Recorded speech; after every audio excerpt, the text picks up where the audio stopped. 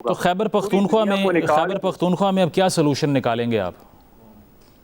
खैबर पख्तूनख्वा में तो अल्हम्दुलिल्लाह हमारे पास 2/3 मेजॉरिटी है, वो तो बिल्कुल क्लियर है। जितनी की चाहिए थी वो तो हम क्रॉस ओवर कर गए। अब तो हम सिर्फ गवर्नमेंट की फॉर्मेशन के लिए हमने नाम फाइनल करने, फॉर्मेशन की सीएम बनाना है, किसको स्पीकर बनवाना है। जी नहीं, पीपल्स पार्टी को लेसर ऑफ द इवल देखते हैं आप?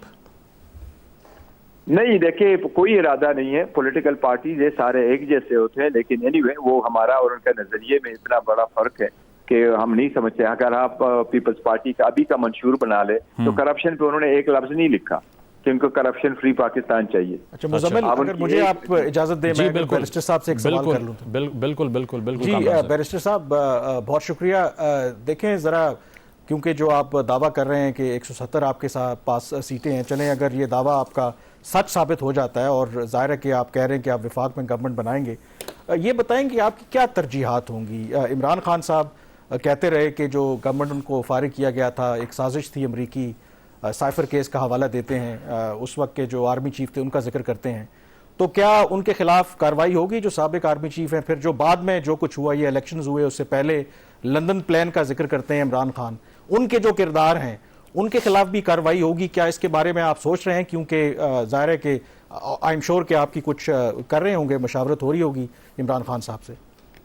कामरान साहब देखिए, वो इसमें कोई शक नहीं, साइफर एक हकीकत है, लेकिन अगर हमने आगे बढ़ना है और उस पर कोई बात नहीं है जिस तरह आप इलेक्शन के तनाजुर में कर रहे हैं और फ्यूचर के तनाजुर में कर रहे हैं, तो देखिए अगर कोई गवर्नमेंट फॉर्म करता है और आगे बढ़ता है तो आप लोगों से इंतकाम नहीं लिया करते। तो इसलिए हम आगे तो इसी तरफ बढ़ना चाहिए। हमारे तो आज भी उसकी अपील की है पूरी से कि ये क्लेश ऑफ टाइटन खत्म होने चाहिए और सीज फायर होने चाहिए, आगे की तरफ बढ़े। आप खुद एनालिसिस करते हैं और बेहतरीन एनालिसिस आप लोग करते हैं इकानमी पे। ये मुल्क और इकानमी और ये इवन फ्रेजाइल डेमोक्रेसी इस चीज की मुतहम्मिल नहीं हो सकती।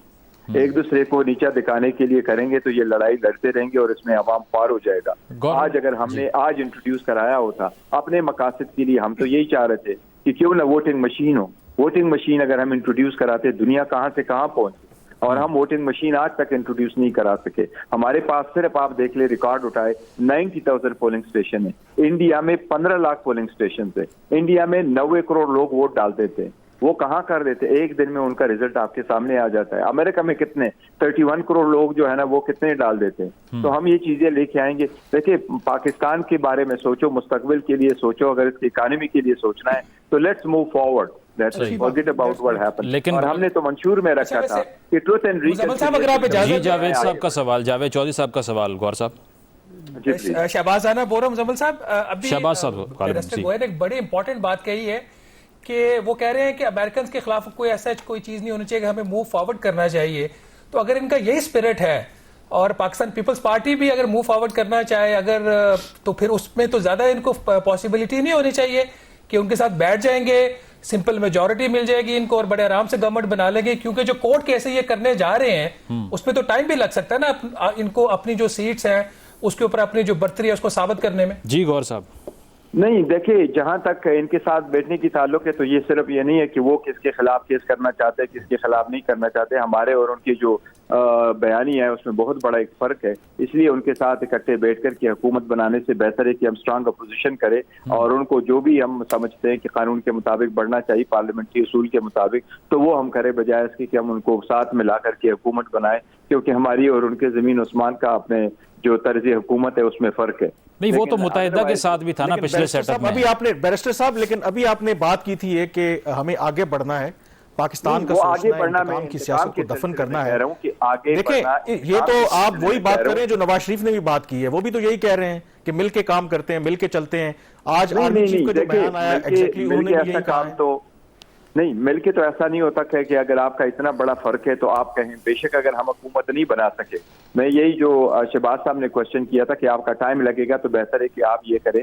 देखिए अभी आपके पास कानूनी तौर पर जो है 10 दिन का टाइम होता है कि रिटर्न के जो विनिंग कैंडिडेट है वो अपने एक्सपेंसेस इलेक्शन कमीशन में फॉर्म फाइल कर दे, तो उसके बाद नोटिफिकेशन होगा रिटर्न कैंडिडेट का और उसके बाद 3 महीने के आजाद कैंडिडेट नॉमिनेशन जो पार्टी ज्वाइन करे और उसके बाद असेंबली का सेशन कॉल हो जाता है। इसमें इतना टाइम जरूर है कि अगर हाई कोर्ट चाहे तो वो हमें रिलीफ दे सकते हैं। और हम चाहते भी क्या है कि हमारे पास सर्टिफाइड कापीज अगर फॉर्म 45 की मौजूद है उसके रिजल्ट के मुताबिक आप देखिए विनर कौन है।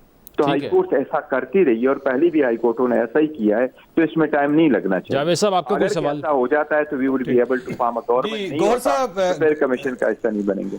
गौर साहब, जो मेरी टेक है, एक तो ये है कि अगर आवाम ने आपको मैंडेट दिया है तो आपको गवर्नमेंट बनाने का मौका मिलना चाहिए, और ये मसलसल हम पिछले 24 घंटे से कह रहे हैं कि जब आपकी अक्सरियत है तो उस अक्सरियत को तस्लीम करना चाहिए। इससे ही मुल्क चल सकेगा और इसी से डेमोक्रेसी चल सकेगी। अगर एक बड़ी पार्टी है और उसने अक्सरियत हासिल कर ली है और इसके बावजूद अगर उसको मौका नहीं मिलता, तो ये मेरा ख्याल है डेमोक्रेसी के साथ भी ज्यादती है, पाकिस्तान के साथ भी ज्यादती है। ये मेरी टेक है। अब अगला सवाल ये है कि आपके इस वक्त मुतालबात क्या हैं और ये मुतालबात किस से हैं, और आप क्या चाहते हैं कि क्या क्या किया जाए जिससे फिर आप इन तमाम पॉलिटिकल फोर्सेस के साथ भी चल सकते हैं और रियासत के साथ भी चल सकते हैं, और उसके बाद उसके बदले में आप क्या क्या रियासत को देने के लिए तैयार है? चौधरी साहब, आपका टेक बड़ा अच्छा है, और जहां हमारे पास है तो देखिए, अगर हमारे पास है हम किससे चाहते हैं, तो हम तो इलेक्शन कमीशन से चाहते हैं। ये आईनी जिम्मेदारी तो इलेक्शन कमीशन की है। रिजल्ट फॉर्म करने के लिए कौन आता है? स्कूल के टीचर तो नहीं आते, आरओज ने करना है। और आरओज अगर इवन एग्जीक्यूटिव से भी लिए गए हैं, जो कि हमारी रिक्वेस्ट थी कि आप जुडिशरी से ले ताकि वो इंडिपेंडेंट हो, लेकिन वो आरओज भी इलेक्शन कमीशन ही का हिस्सा है। तो हम इलेक्शन कमीशन से मैंने आज रिक्वेस्ट की है कि एटलीस्ट आपसे हमारी बड़ी सारी तवक्को जो रिजर्वेशन है वो अपनी जगह, जिस तरीके से आपने हमें ट्रीट किया, जिस तरीके से आपने हमें आइसोलेट किया, जिस तरीके से 175 पॉलिटिकल पार्टीज में से आपने हमें ट्रीट किया हुआ है, वो सबको भूल जाए। लेकिन अभी ये आखिरी मारका, प्लीज इसको सर कर ले और इसको आईनी तरीके से निभा ले। गौर साहब, आखिरी सवाल। जी सलमान साहब। लेकिन गौर साहब, ये इलेक्शन कमीशन तो नहीं कर सकेगा, अब तो ट्रिब्यूनल्स ने फैसला करना है, क्योंकि अब इलेक्शन के पास कोई ऐसी अथॉरिटी नहीं है कि वो दोबारा इन मामलात को दुरुस्त कर सके। जो आप कह रहे हैं कि इस हल्के में हमारे साथ ज्यादती हुई है, तो अभी ट्रिब्यूनल ने फैसला करना है। ये तो नहीं चौधरी साहब, बेसिकली जो हम फॉर्म 45 का कह रहे हैं, तो लॉ में लिखा हुआ है कि अप टू 60 डेज इनके पास टाइम है। ये इख्तियार तो इलेक्शन कमीशन ट्राइब्यूनल 45 डेज बाद बनता है, नोटिफिकेशन के बाद 45 डेज का टाइम है। वो अगर आप ऐसी चीजों को लेके जाए कि रिगिंग हुई है, मतलब इलेक्शन के बाद की बात करें कि इस वक्त रिगिंग हुई है, वोट कास्ट नहीं हुआ, लोगों को रोका गया, तो उसके लिए आपको ट्राइब्यूनल जाना है। हम तो कुछ भी नहीं कहते, हम तो सिर्फ ये कहते हैं कि आपके प्रिजाइडिंग अफसर का बना हुआ form, we could be wrong, we could be incorrect, हम कहते हैं जी ये मेरा फॉर्म है। बिल्कुल ठीक, बिल्कुल ठीक। आपका मुतालबा फेयर है, आपका मुतालबा फेयर है गौर साहब। अगर इलेक्शन कमीशन ने अगर गलती की है, उससे मैं माफी चाहता हूं, तो उसे अपनी इस्लाह करनी चाहिए। और अगर फर्ज करें कि एक बड़ी पॉलिटिकल पार्टी है और उसके कोई कंसर्न्स हैं इलेक्शन कमीशन पे, तो उसको एड्रेस होना चाहिए और इमीडिएटली होना चाहिए। आपका मुतालबा बड़ा फेयर है। लेकिन अब अगला सवाल यह है कि इस दौरान जाहिर है स्टेट के अंदर कोई ना कोई गवर्नमेंट होनी चाहिए, बगैर गवर्नमेंट के तो नहीं चल सकती। या तो आप ये कह सकते हैं कि ये केयर टेकर गवर्नमेंट जो है उस वक्त तक चलती रहे जब तक आपके मामलात को इलेक्शन कमीशन एड्रेस नहीं करता और आप सेटिस्फाइड नहीं होते।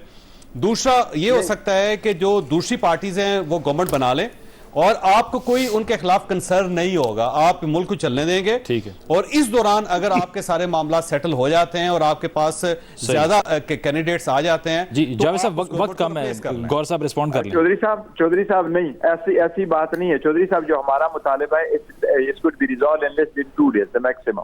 2 दिन में हो सकता है। 50 सीटों का तो झगड़ा होगा ना जी। 50 सीटों के हमारे फार्म को छोड़ दे, अपने 50 आरओस को इलेक्शन कमीशन कल बुला ले, इनको कहे आपके पास फॉर्म आए। अब एक कंस्टिट्यूएंसी के कितने फॉर्म होते हैं भला? आपके एक कंस्टिट्यूएंसी मैक्सिमम होते हैं। मैं बुनेर से बिलोंग करता हूँ, मेरा नेशनल असेंबली का था, तो इन्हें हमारे चूंकि इलाका बड़ा होता है तो मेरे थे 397, रूटीन में लेस देन 300 होते हैं। वो आपके पास 300 पेजेस पे मुश्तमिल होता है जिसमें 4 कैंडिडेट के नाम लिखे होते हैं। वहां से इलेक्शन कमीशन टायरा बना ले कि ओरिजिनल फॉर्म ला करके उसके। गौर साहब माजरत चाहता हूँ, वक्त खत्म हो गया। आपकी उम्मीदें इलेक्शन कमीशन से हैं, बहुत शुक्रिया। और सलमान साहब आपसे भी माजरत के साथ शहबाज राना साहब, कामरान यूसुफ साहब, सलमान साहब, जावेद चौधरी साहब, खालिद कयूम साहब मौजूद थे। ट्रांसमिशन आपने मुलाहिजा की। एक ब्रेक के बाद न्यूज़ बुलेटिन के साथ आपको ज्वाइन करेंगे। Thank you.